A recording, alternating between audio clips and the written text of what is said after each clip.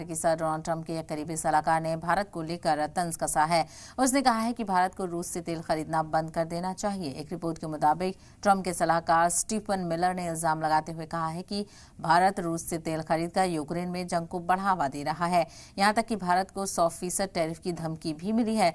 White house के deputy chief of staff और America के सदर के सबसे बासर हामी में से एक स्टीफन मिलर ने कहा कि ट्रंप ने बहुत साफ तौर से कहा है कि भारत का रूस से तेल खरीदकर जंग को फंड करना काबिल कबूल नहीं है।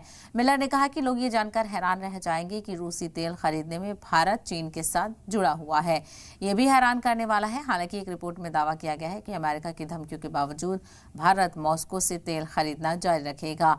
वहीं ये भी दावा किया गया है कि अगर भारत ने ट्रंप की बात नहीं तो उस पर 100% टैरिफ लगाया जाएगा।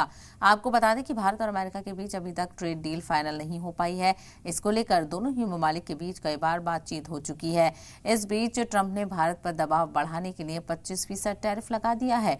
उन्होंने 31 जुलाई को इसका ऐलान किया था, लेकिन ये ऐलान एक हफ्ते बाद से लागू होगा।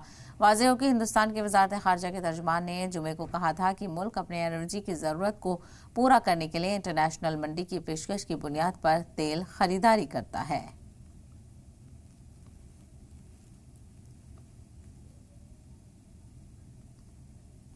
तो आपको बताते चले, अमेरिकी सदर डोनाल्ड ट्रंप के एक करीबी सलाहकार ने भारत को लेकर तंज कसा है। उसने कहा है कि भारत को रूस से तेल खरीदना बंद कर देना चाहिए। तो अब अमेरिका को भारत के रूस से तेल खरीदने पर क्यों इतनी मुश्किलात हैं, इसको लेकर भी चर्चा हो रही है।